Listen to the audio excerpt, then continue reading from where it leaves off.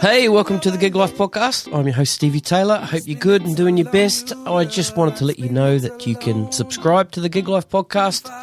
Go to thegiglifepodcast.com, scroll to the bottom of that first page and click on the red button.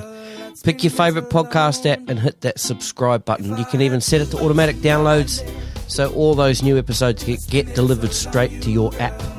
Also, if you dig this episode or any of the others, please share it with your friends or on your socials.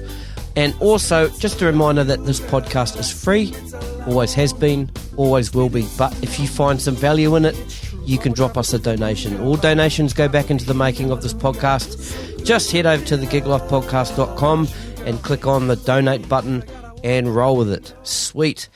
Episode 91, Hollie Smith. Here we go.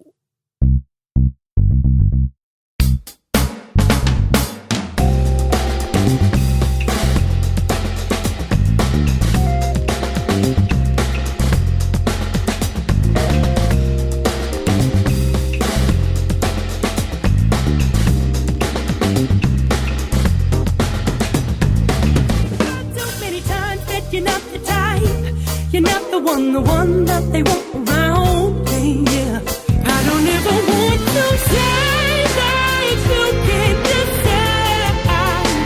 I don't ever want to. My guest today is Hollie Smith. Hollie is one of New Zealand's most predominant and iconic musicians. After working with numerous bands including Trinity Roots, Fat Freddy's Drop and Detroit dance legend Recluse, she was approached by New Zealand songwriting royalty Don McGlashan to perform on a movie soundtrack single, Bathe in the River, that topped the New Zealand singles charts and became one of the biggest and iconic singles in New Zealand's history. This set the stage for Hollie's debut album, Long Player, released in 2007, which went straight to number one on the New Zealand charts. The album reached multi-platinum status and was followed with sold-out tours, then saw her take away several New Zealand Music Awards that year, which included Best Producer, Best Female Solo Artist, and Breakthrough Artist of the Year.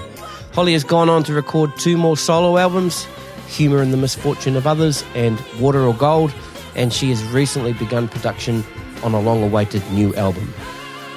Hollie Smith is a prolific, hardworking singer-songwriter and performer, and has also maintained a highly respected reputation of creating music with the utmost integrity and passion, not to mention her incredible live performances and powerhouse vocals. I'm extremely honoured to have gotten to sit and chat with Hollie for this podcast. So ladies and gentlemen, please sit back and open your ears to some of the life and times of Hollie Smith.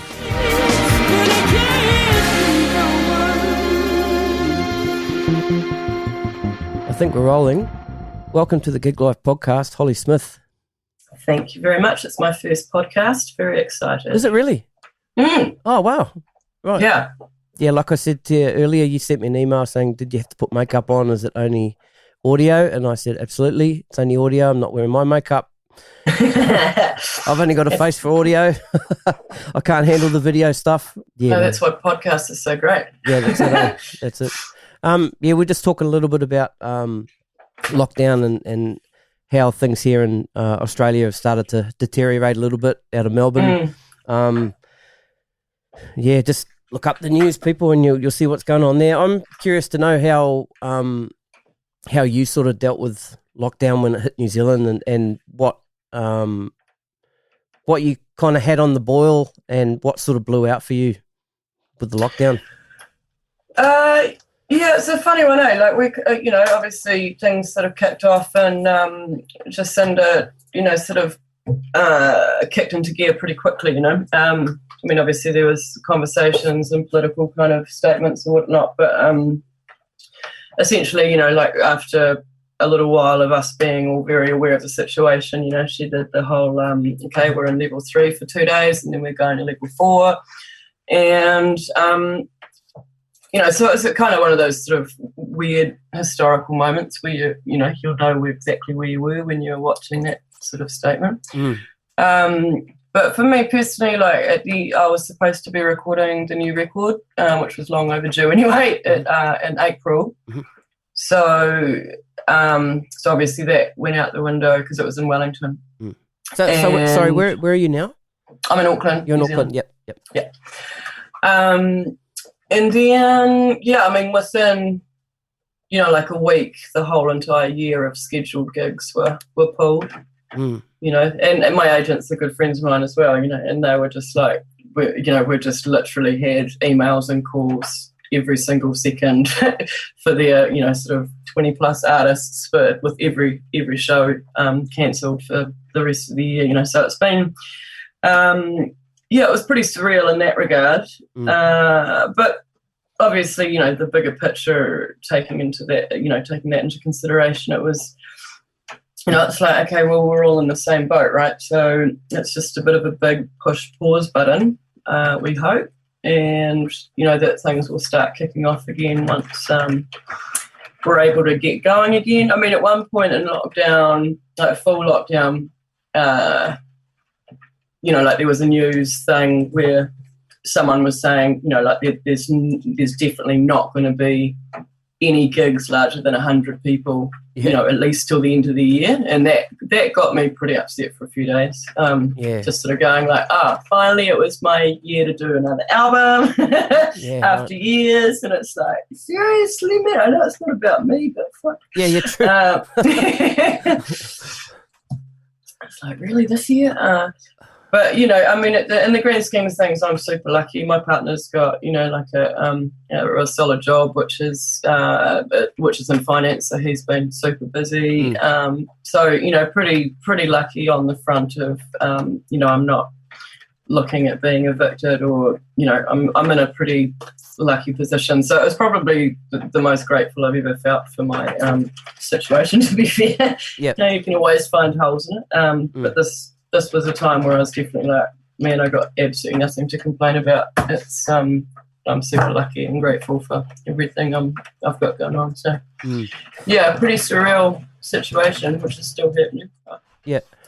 Did you, like, you were about to head down and start recording your album? Did you have it basically all written, or have you taken this time now to maybe write some more stuff to add to it, or change and tweak some things, or did you sort of just leave that and go do something else?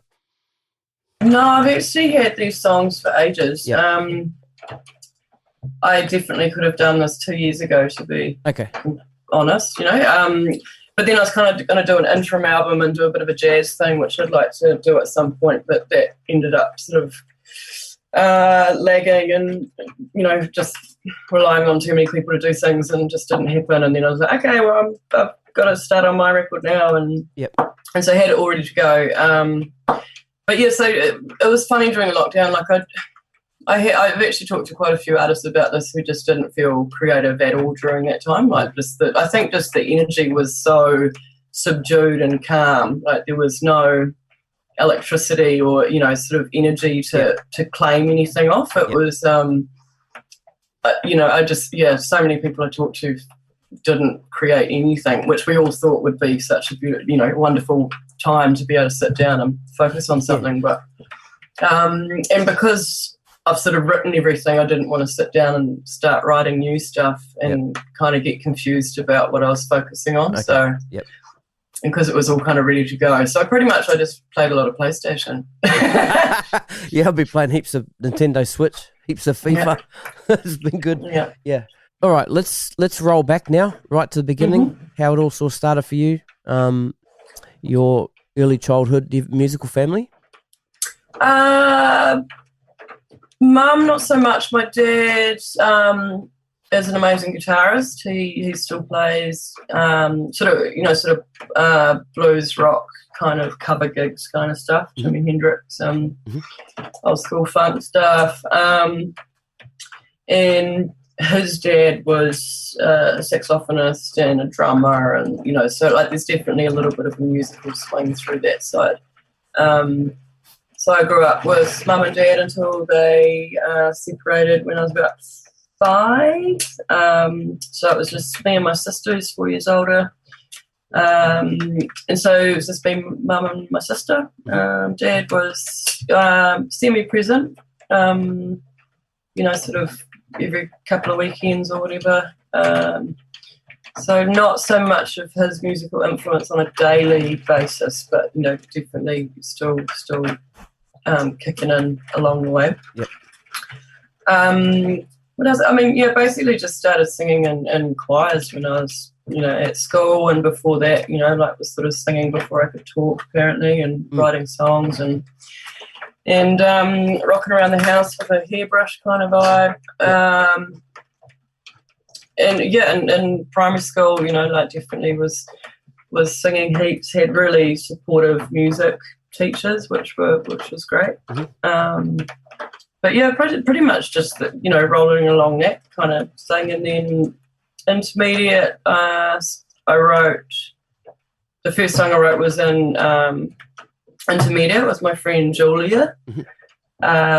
She played piano and I wrote it. It was like a Auckland composition competition. It was like you had to write the song about Auckland, and I still remember it was like it was called the City of Sails. And that ended up becoming a school song, and I had to sing it like every assembly to school's dismay. And it had to be rolled out on the OHP, overhead projector for people to. We used to bomb those things, eh? We used to steal the pens. We used to steal the pens when the teacher would go up the back and draw on them, and that was awesome. Yeah, just cock and balls everywhere. So it's just, sort of that kind of format through that. And then, so started writing about then, started getting a bit more serious in high school, went to Northcote College, which had an incredible big band, jazz big band. And at that point I was really into sort of blues and jazz stuff. So who were some of the artists you were listening to at that stage? Early on, kind of James Brown, Jimi Hendrix, from early. Yep. Like I think my first cassette was Kylie Minogue, Australia. I think everyone's first cassette tape was probably Kylie Minogue. And then mine was Wham. Sorry. Well, how old are you? I'm 44. Yeah, so I'm the 80s, early 80s. Okay, right, gotcha. Kind of. Yeah, I mean, lots of dad's influence came through on that level, but then also at the same time, the James Brown thing was a bit separate. Ray Charles, Jimi Hendrix, not really too many female artists that I can recall apart from the more pop stuff that I was listening to, But yeah, sort of all that kind of stuff, and then went to Northcote College to essentially be a part of the jazz band. Started doing gigs independently of that as well when I was about 13, around like sort of jazz clubs and stuff. And then the Northcote College Jazz Band was pretty profound. Like we went to Manly Jazz Festival most years. They got invited to Montreal Jazz Festival, which was kind of the year I arrived, so I didn't quite get on that boat. And heaps of jazz festivals around New Zealand, so it was a pretty significant band, which was led by Dee Skysinger, who's an American teacher who came over, and he's hilarious. Used to chain smoke, like while running the band in a school. Had a toupee, used to smoke out the door and just be like, yeah, it's good. But he was incredible, and he mentored a lot of us to become professional musicians. And so he was, pretty pivotal point in my little musical life. So what's a big bit of advice you sort of took away from him then?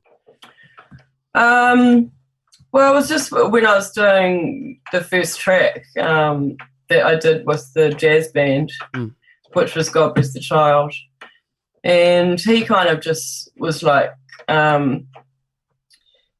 kind of at one point was just like, hey, do you know the words? Do you know what you're singing about? And I was like, yeah, I know all the words, like, whatever. And he's like, okay, well, sit down and read the words and listen to the words.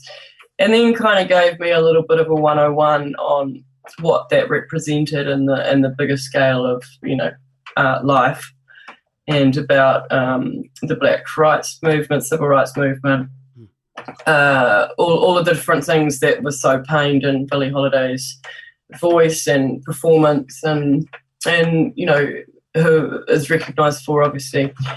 And that just really made a very serious dent in my mentality moving forward with my music and singing other people's music. That was sort of when I learned how to, I guess, feel a song opposed to sing a song. Yeah, right, okay. So from that point on, it wasn't about, being perfect. It was about, knowing what you were singing about and applying your intent into every syllable that you could possibly get across. That's more important than anything. And so that was a really a strong a pivotal point in my songwriting and definitely in my performance. It became a lot more. I mean, I never was, like a show pony kind of outward performer, and I still are. I'm still not, but that gave me a different momentum on stage. It was more about what I was singing about opposed to sounding good or what people thought or anything like that. If someone left knowing what the intent was of that song, then I was doing my job. So he was amazing in that, and he was just a real hard ass. It wasn't until I was in fifth form and won a few awards at the national jazz competition here in Tauranga. I got like best vocal, and we had like best combo and best arrangement. And at the end of it, so we're standing outside, and I got my trophy. I'm all pretty chuffed about it all, and he's just like, "No, you did pretty good today, mate." That was just like, "Oh my god," he said, "I did good." And so he made you work for it, and so that was incredible, and lots of amazing musicians came out of that school because of him. He's and still in touch with him, years later, and he's still a crazy hilarious dude. Yeah. All right, that's cool. All right, so out of high school now, what are we starting to do? Did you finish high school? Well, basically, because I'm not classically trained, sixth form was all performance. In which I got almost 100%, very high marks in that. But with seventh form, it was 70% theory, which I couldn't do. So I had good enough marks in sixth form to kind of leave and be accepted to university had I wanted to go. And so they basically said, look, you can't really come back because you can't come back and not do music. And if you do music, you're going to fail miserably. So we commend you on your journey and you're free to go kind of thing. So that's pretty much what happened. And then so I just started working in bars. Right. And you're still in Auckland?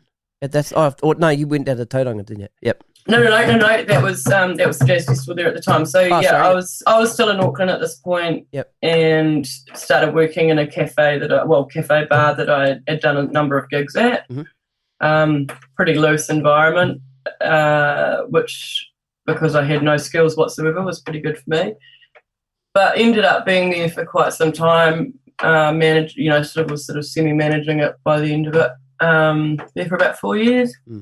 Still doing a few gigs, but that definitely, doing the hospo thing, kind of trying to be an adult whilst definitely not acting like one for a long time. Is also bartending and managing a bar called Control Room, which is a pool hall on Queen Street in the CBD. And so I played a lot of pool, did a lot of pool competitions whilst running bars. So, so that took things away. I was still doing some stuff, but definitely got a little bit too caught up on that. So ended up, after one of my bands kind of went a bit south, I took off down to Wellington, which is where my mum had moved to a few years prior. Okay. And that was when I started working with the likes of Trinity Roots, which was really another pivotal point in my musical journey. It was when I did, on Fat Freddy's Drop's album, Recluse, a DJ who from Detroit who lived in Wellington for a spell.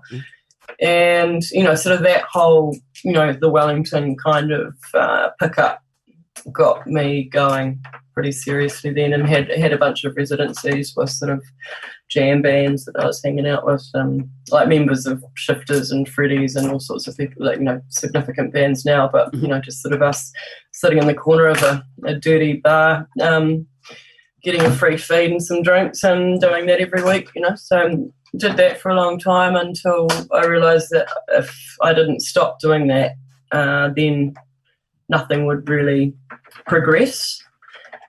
So I stopped doing regular gigs. Progress in regards to your own music. Is that what you mean?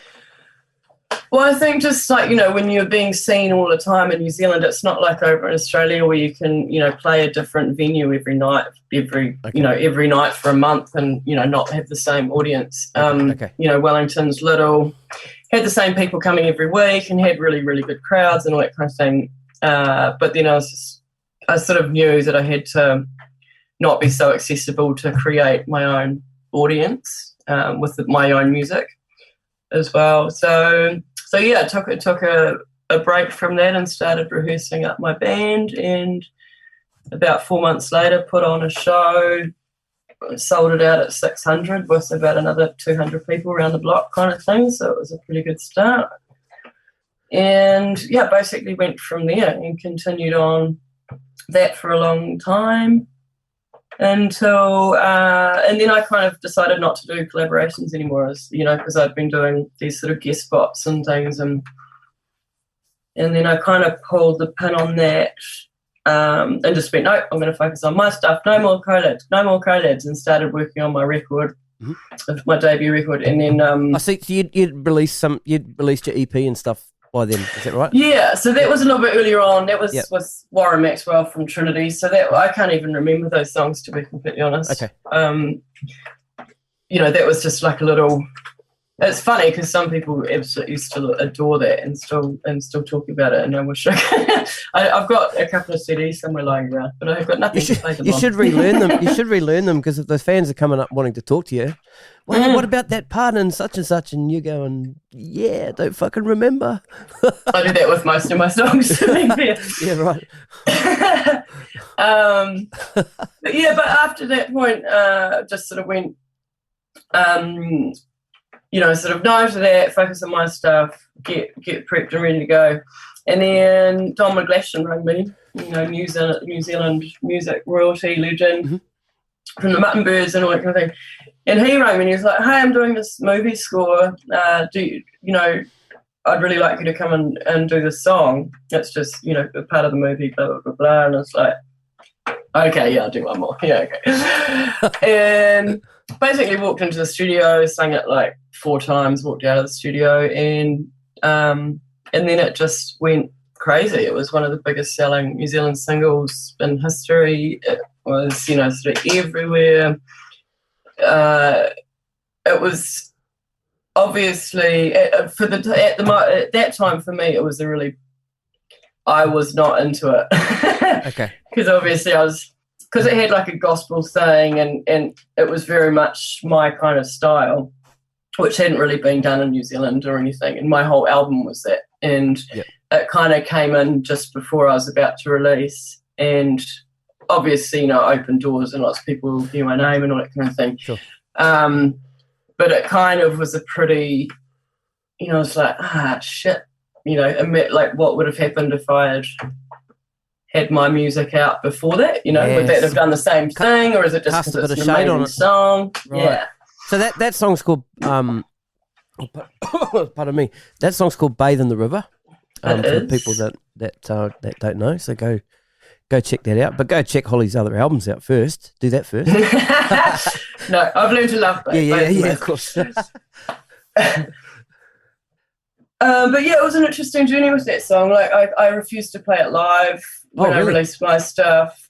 I only played it with Don for special occasions, but so it became pretty special because of that as well. But I refused to sort of play it live just because it wasn't my music. I didn't write it. This is my project. That's not my project. Did that alienate some fans? Did people kind of yeah, I had a lot of hate mail over that one. Oh shit.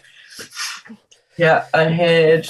I mean, most people understood after seeing my show. Like most people walked away pretty happy, Yep. and got it, because I would say, like, obviously they'd expect it for an encore or something, and I'd sort of explain that that's not going to happen, and I apologise for those people who expect it, but this is my reasoning. So I was pretty open and honest about it. I didn't just like walk off and not do it.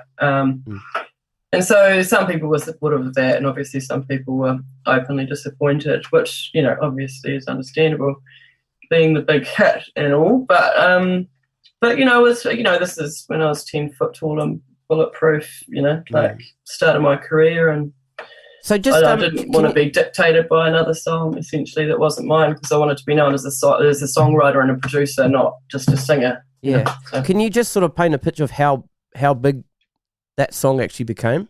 I mean, I could sit here and read through the awards and all that sort of stuff, but it was number one for a long time for that period.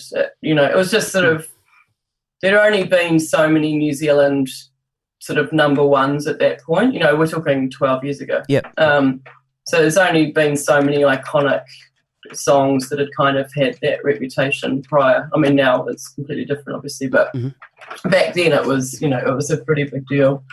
Because I didn't really, not sure about money because it's important, but, it wasn't my song, so I didn't get any publishing on it.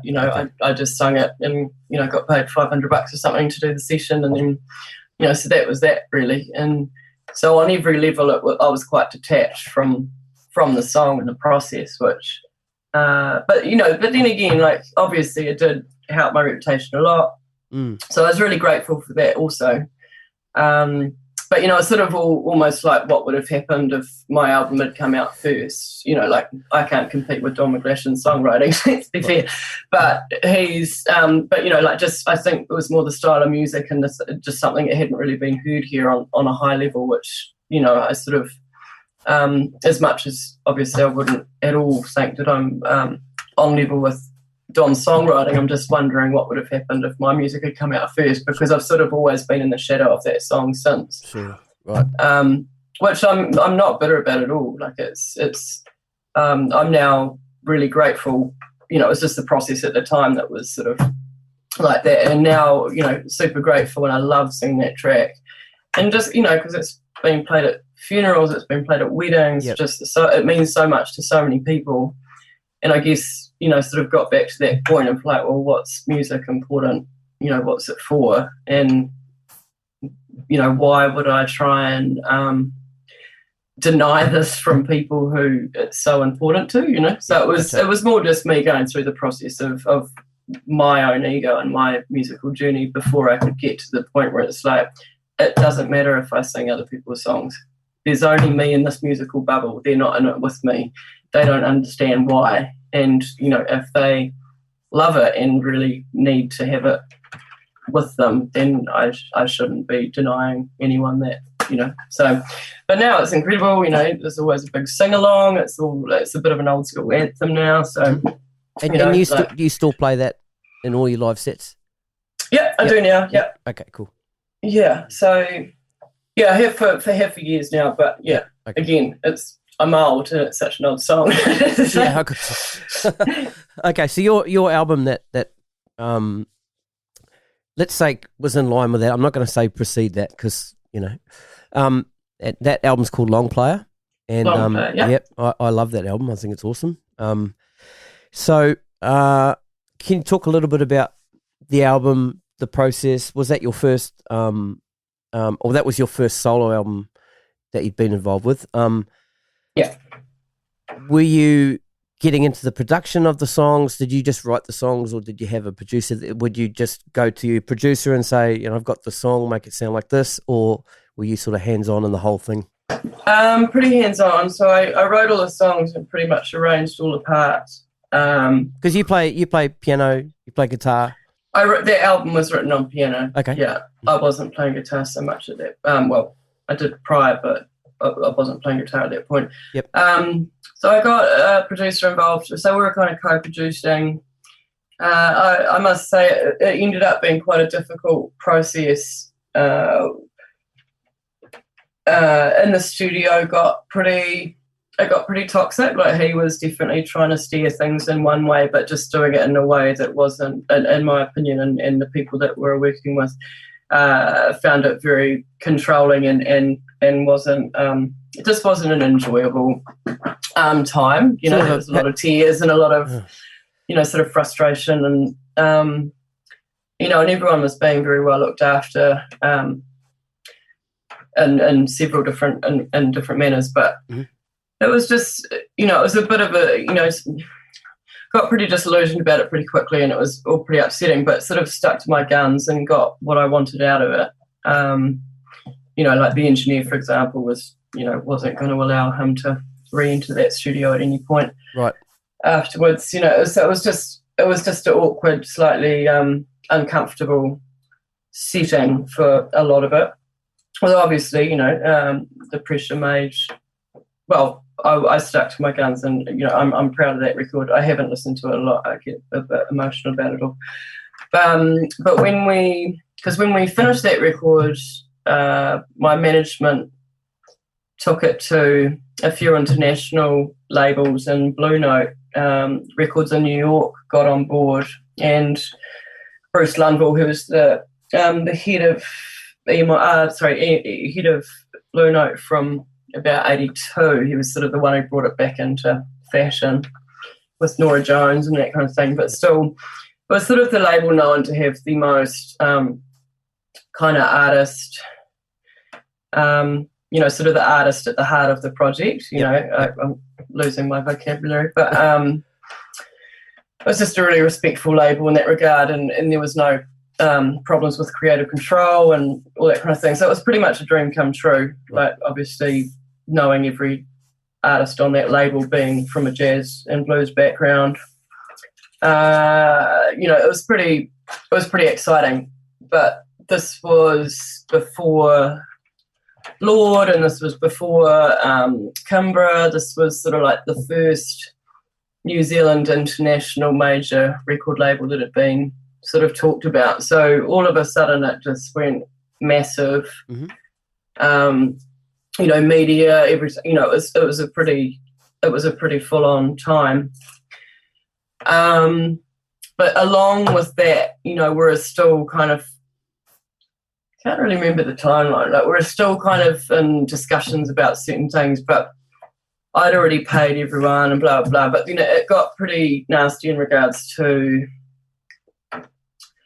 Although we'd had oral agreements, and my previous manager, had sort of dropped the ball on getting all of the contracts and stuff that I wanted to be, sort of in place before we went to record. Mm. So that kind of, the ball was dropped there, and then when the Blue Note thing got signed, it got pretty full on in regards to everyone thought that I had just made like $1 million or something, and kind of got attack left, right, centre in that regard. What, people coming after your money, basically?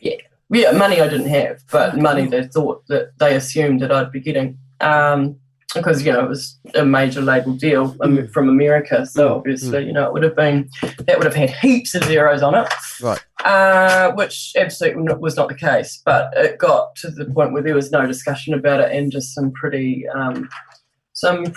aggressive tactics to try and get amongst it with, I wouldn't say suing because we can't sue, but there was, lots of lawyers and lots of sort of horrible situations to go through, and especially because obviously these are people I consider friends and long-time friends at that. And so it was kind of a pretty rude introduction to how quickly that shit can change, when actually nothing had actually changed, right? Because I hadn't received anything. So it was all that kind of thing, which was pretty difficult to deal with. But we still got on with it. Went to New York, spent a lot of time in New York, which was epic. Had a great time. And basically, a couple of the songs they wanted to remove and do a few new songs, which I wrote. And so I ended up going to Philadelphia with James Poyser, who he's multi-Grammy award-winning producer. He did Erykah Badu's stuff. He's an amazing keyboard player. He plays with The Roots now, with the Jimmy Fallon stuff. Yep. Part of the whole sort of new soul era from Philadelphia, sort of the D'Angelos and the Lauryn Hills and Erykah's and stuff. So he was pretty incredible, obviously, to work with. Adam Blackstone played bass on that on those tracks, which you can hear on the record. Then he played with Kanye. He was playing with Angie Stone. Just some pretty, some big time shit happening, which was amazing. We're in the OK Player Studios, which was the studio where the Roots have, and it was a pretty amazing. And I was just there on my own for like 3 weeks doing this. So it was all quite terrifying, but incredible. So just on those songs that he produced and put on that album, which songs are they? So it was kind of the re-release of Long Player, which was so I think there was one, I can't even remember the songs. There was a New Dawn, there was Miracles, which I still really like.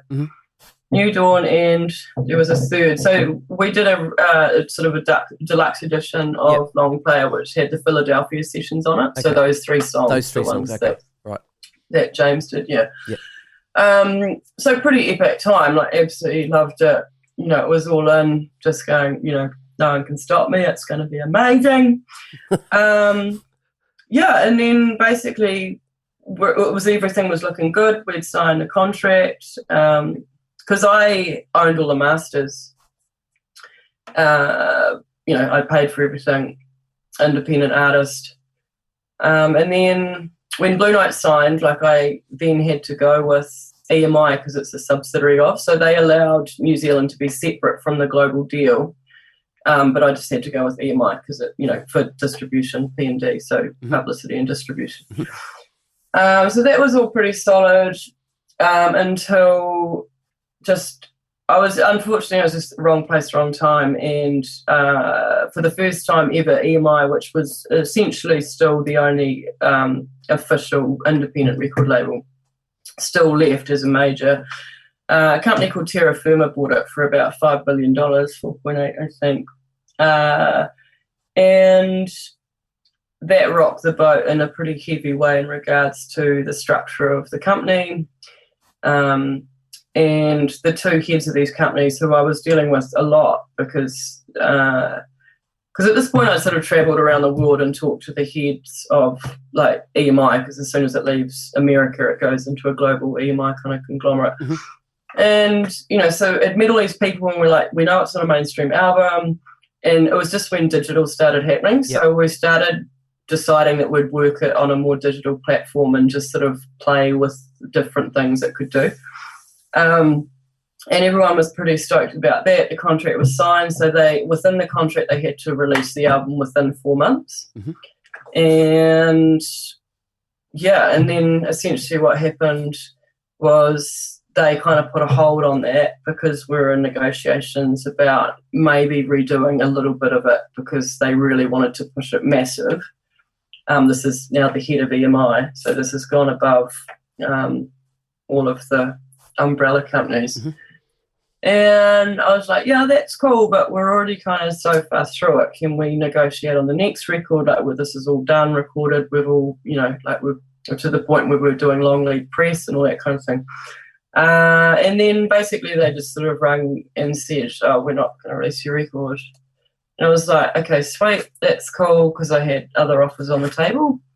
And I was like, we'll dissolve the contract and move on. That's fine. That's unfortunate. You've wasted a year of my life, but whatever.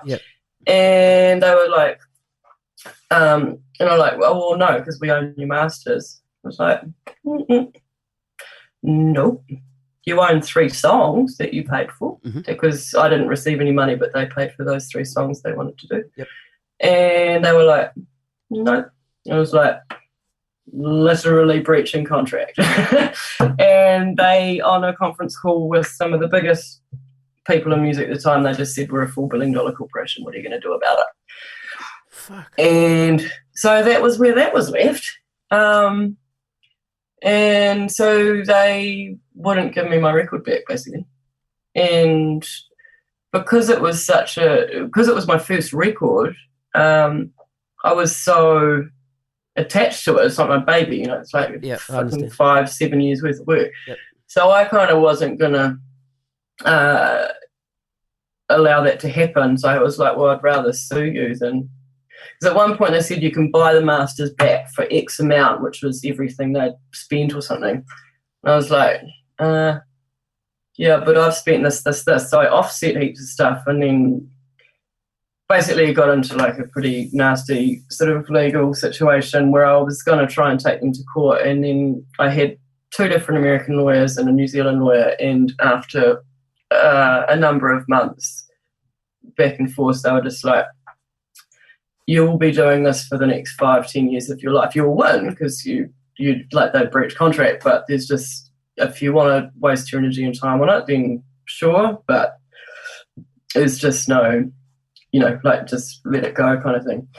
And so I ended up buying my master's back, and then that was that, which I then by that point I could do nothing with because it was kind of done and done at that point. Had they signed you to like a multi-album sort of deal, and did you end up kind of getting shelved in that sense, or did they just kind of own that album, try and just that album? One album, but then they had like an option for a second, so that's why until we settled, I didn't want to write or release any music just in case they went hardball. So right. So that's where that period of my life got pretty dark because I couldn't produce any new music. I couldn't do anything with the music I produced. And because I was sort of, ramping up this trajectory of my career, which had just gone sky high at that point, like everyone thought I was living in New York and, doing some amazing things and was about to explode. But realistically, I was sitting in Auckland very fucking depressed, sort of not knowing what to do. And that's why the second record took 4 years because I was pretty much like, I'm done. Like that was enough to kind of cripple my spirit for sure. But then financially as well. And then because obviously with the second record, because I'd sort of depleted all my funds on trying to, live for that time, but also pay for all of the shit that was going on. So by the time the second record came around, like I didn't have enough to back up my reputation with marketing or anything else. So it still went really well, but there was a limited kind of amount of, there was no momentum that followed through basically. So sort of felt like I've always been a little bit on the back foot in that regard. And I mean, I've talked to, I opened for Coldplay when they were in Auckland. And ended up, he's amazing. Chris Martin's great. He watched all of our shows prior, and and then after the show, we went out. And at this point, I was pretty damn bitter about it. And he was just like, "What's going on? Let's just go, have a drink. Tell me about it." And sort of just went, "Where?" And he almost was in tears. He was like, "I've never heard. I've heard that this shit happens all the time, right? But not with an unknown young artist from a country that, they've got nothing to gain by it, this is just sort of a real dollars and cents, but down to the cents for them. This is, we're talking hundreds of thousands of dollars, if that. So we're not talking big scale on their level by any stretch.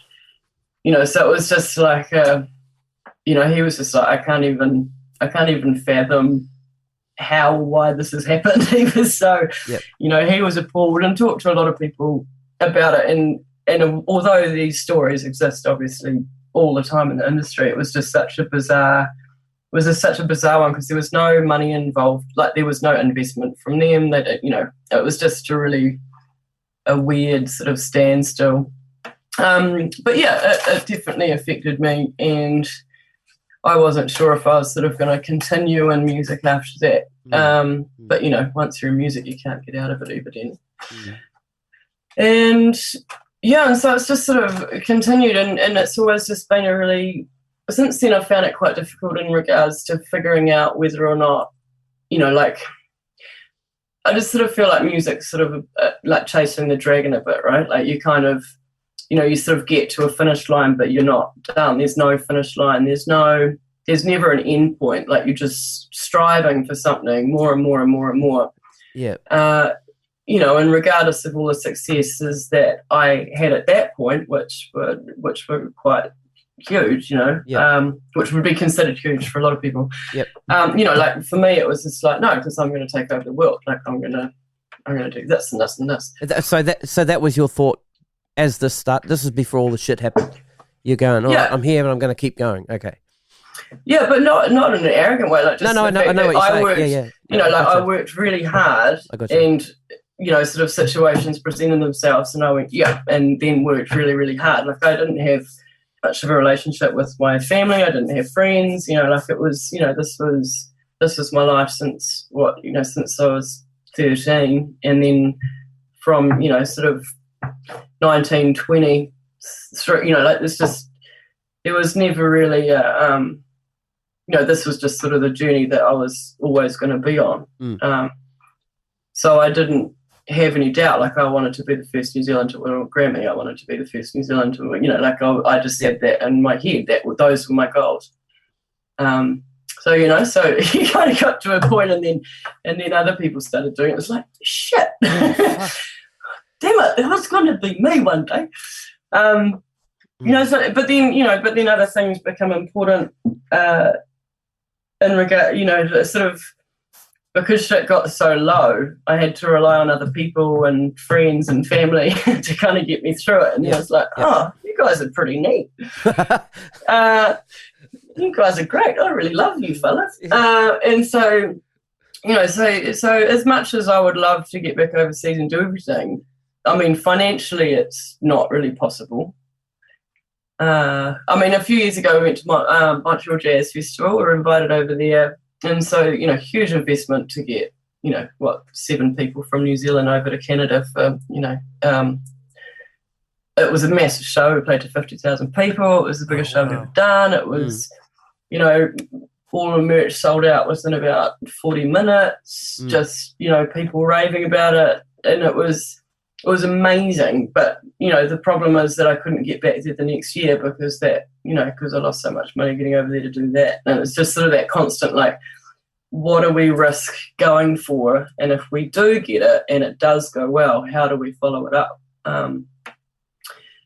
And that's, it's frustrating. Like I really want to be doing more and getting out there and going overseas and touring and it's not about not wanting to do it. It's just the fact that the possibility is very low with the amount of money it takes to travel from New Zealand to do anything, really. Yeah. Did you get to tour long player?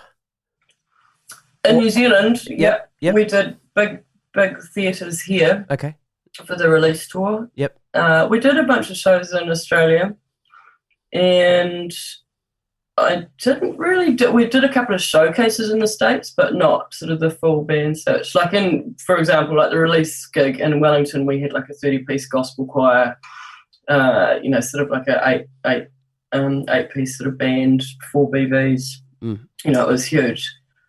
So like we've had some amazing shows. It's been great. I mean, but yeah, it's just sort of trying to balance being in New Zealand strategically with the population and the fact that like I'm not the new fish. It can get quite difficult and just figuring out how to make it work and on all the levels, sort of musically being interesting to people, being happy about what I'm delivering to people. With the oversaturation now in New Zealand of like so much New Zealand music and such amazing New Zealand music. A lot of the artist sharing they do with Australia as well. So all of the festivals and things, there's a lot more internationals coming down, which, people save up, months to go to, a AC/DC show or a Justin Bieber show in Auckland.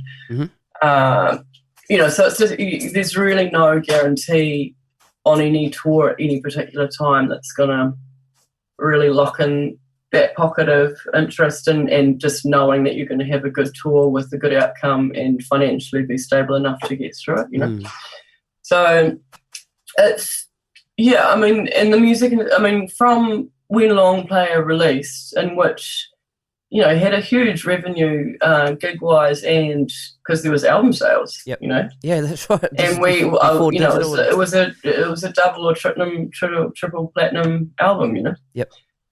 And then even to the second record, which was 4 or 5 years later, I didn't recoup that album. It took a year, about 14 months to recoup that album, which was a bit of a shock because I was like, okay, yeah, it'll be different, but, invest everything, make some return. And it was like, oh, shit, maybe not.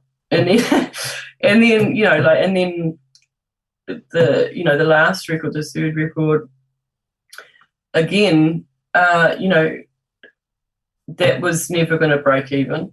And it was just about working our asses off on the road. Because, and now it's just difficult in regards to how do you create an amazing album when there's nothing that can offset those costs, unless you've got like a major single on Spotify. Yep. Then, even that, 8 million hits on one song is probably going to, just pay off the record, Yep. So that's a hell of a lot. And, so it's the industry is just so different. And because my mentality is still, sort of pretty old school of loving to create bodies of work and loving to create albums. Yep. So that's what I love doing. So I kind of, get right in the pocket to go, yeah, I'm ready and we're going to make this sort of body of work. But now releasing a body of work like that now, it doesn't translate. Sorry, my webcam died. Hang on, there we go. Other camera. Camera 2. Camera 2.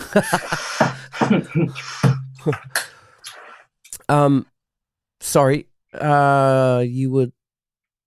You're just talking about the third album, which is Water or Gold. Yeah, Water or Gold. Yep. So, I guess it's just that, the progression over the way that the music industry landscape has changed in the last decade has been so significant. I find it really difficult, and I think a lot of people do, to find exactly what avenue you're supposed to take. Because there's, a lot of the, new artists coming through, are technically more adept, that, they're creating things in their garage, they're creating music on their own, they've got really high production skills, whereas all of the albums I've done have been, album-based live records, which are now so difficult to get done on a low budget. So it's kind of just sort of balancing and figuring out how to now utilise this new environment that we find ourselves, that we're now in, Mm-hmm. Have you had much help from New Zealand On Air with funding and stuff like that? New Zealand On Air is incredible, yeah. They've been very, very supportive of me over the years. So I've had funding for this record, which I'm working on now, which is super exciting. Totally already blown it out of the water, but because I got excited, and I've got the NZSO on it, I've got the New Zealand Symphony Orchestra on it, and so awesome. I'm pretty good at also going right. I'm going all in and going deep, and so it'll be amazing. But Okay, well, you've actually answered a bunch of my questions in your talk in there regarding, I was going to ask you about, do you have a sort of home studio set up with gadgets and stuff like that to be able to do that sort of stuff yourself? If you do, or if you don't, what's your process in writing? Like, do you just sit at your piano and just record that and then have the idea in your head and take it to some people, or do you kind of put a full demo together at home or that kind of thing? These days I'm kind of just more sitting down, writing a basic track. This album, which, has been just me sort of sitting down, writing a track and keeping it really, really basic. Like I haven't expanded on it too much. I haven't arranged parts. I haven't gone too deep and tried to let it sort of organically, because these songs are a lot simpler. Like the melodies are simpler, the structures are simpler, the chordal structure's simpler, so I don't want to overcomplicate it. And so with these tracks, I've just sort of sat down and written the track and then sort of left it at that. And then once we get in the studio, we've done the arrangements for the NZSO, so we've recorded those bits. because of COVID, obviously, we couldn't record in April. So now the whole record is literally being pieced back to front. Yep. With people's availability and how. Yeah, because we were going to be doing this last week, but you said, "Oh, I can't. We've got to go. I've got to go to Wellington. Yeah, I'm going to work with the New Zealand Symphony Orchestra." So yeah, okay. Yeah, pretty much. So. So that kind of, so basically the first day in the studio for this record was with the NZSO, which was mind-blowing. I've never worked with an orchestra, let alone that one.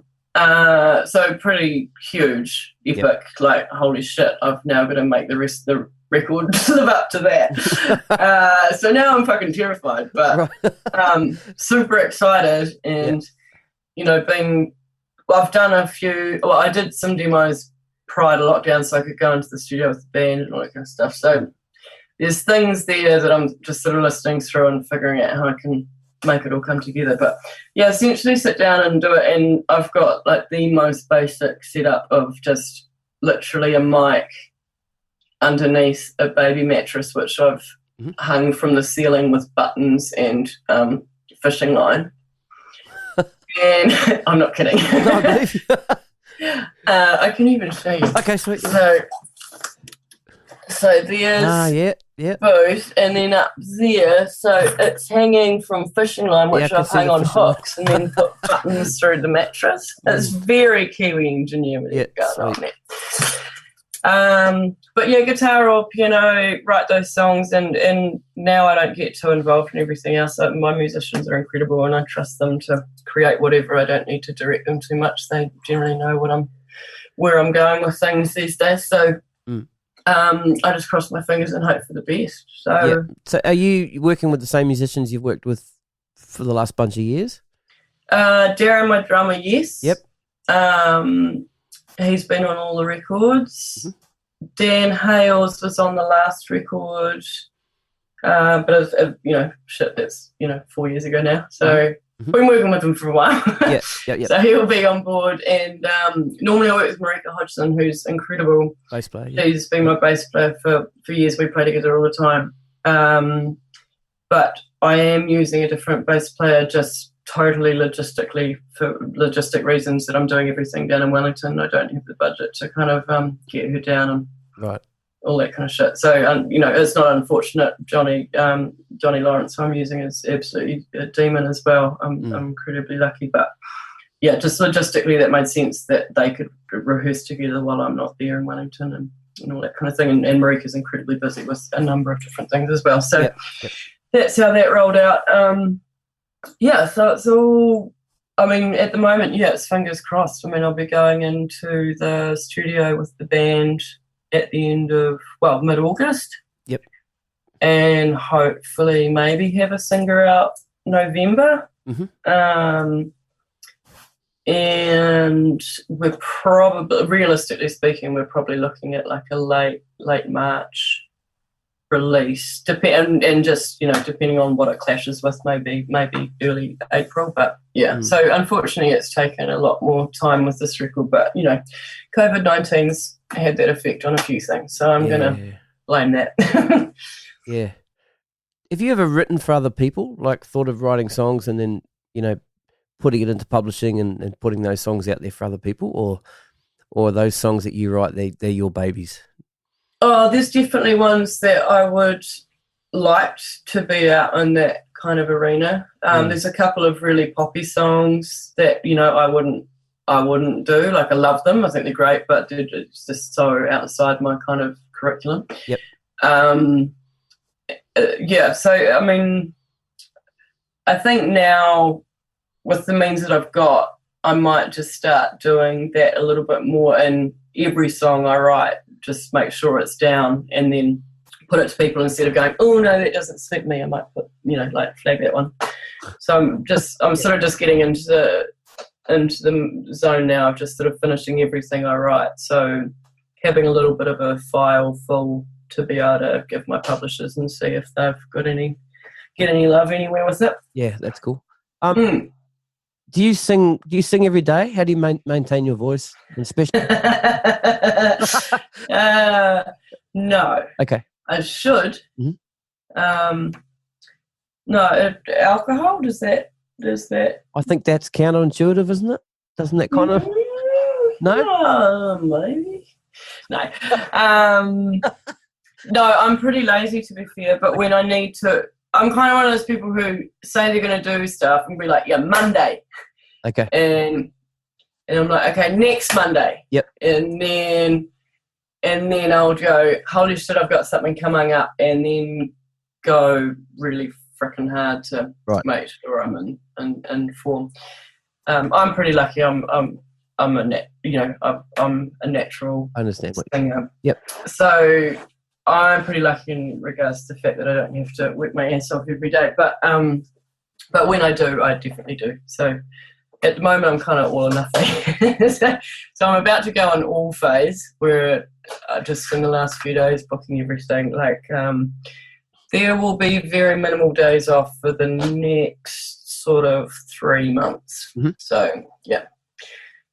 So that's what's going to happen, and then I'll be able to present to you a new record, hopefully very soon, which is weirdly exciting. That's really cool. Really looking forward to it. All right, Hollie Smith, thanks so much for spending this time with me tonight and talking about your career and some of the shit you've been to, plus some of the great stuff as well. And really looking forward to the new album and sort of following your progress on social media, whatever you show us, and hopefully you can get out here and do some shows. Yeah, definitely.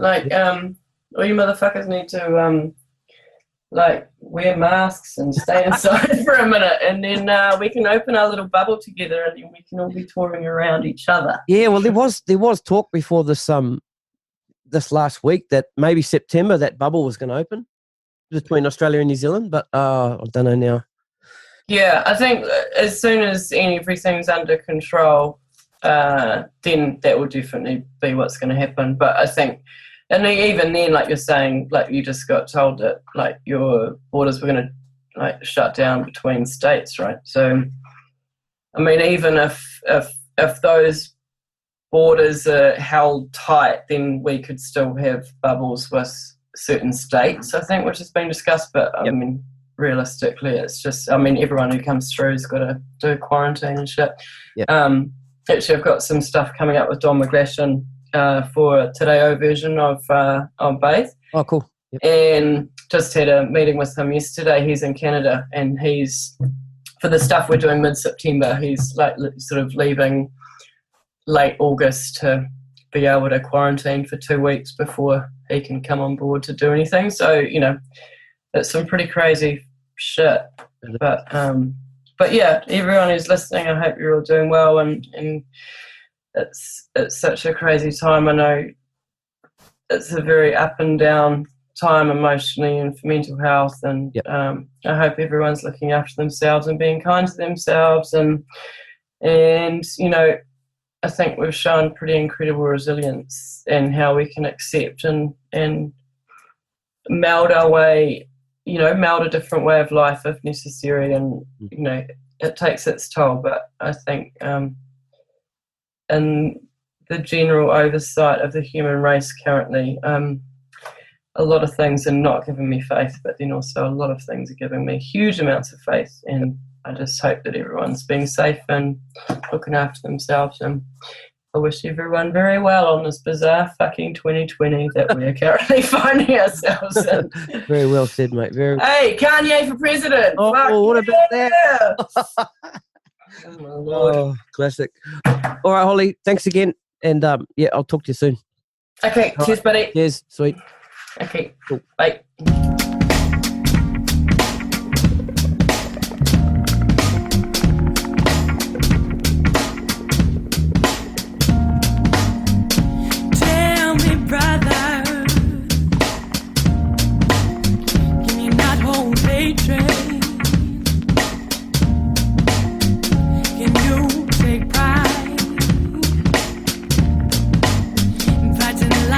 Your mind, and tell me, sisters, yeah, can you take the road up high and not make excuses, yeah, and live life the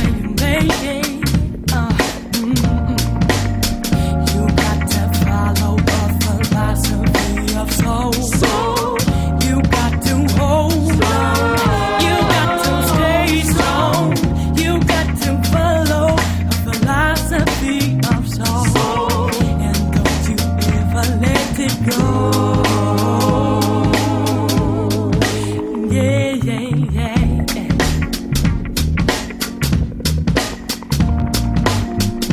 Tell me, mother. Tell me, father. Can you provide and give strength to your child? Yeah, yeah. Create a soul in that soldier.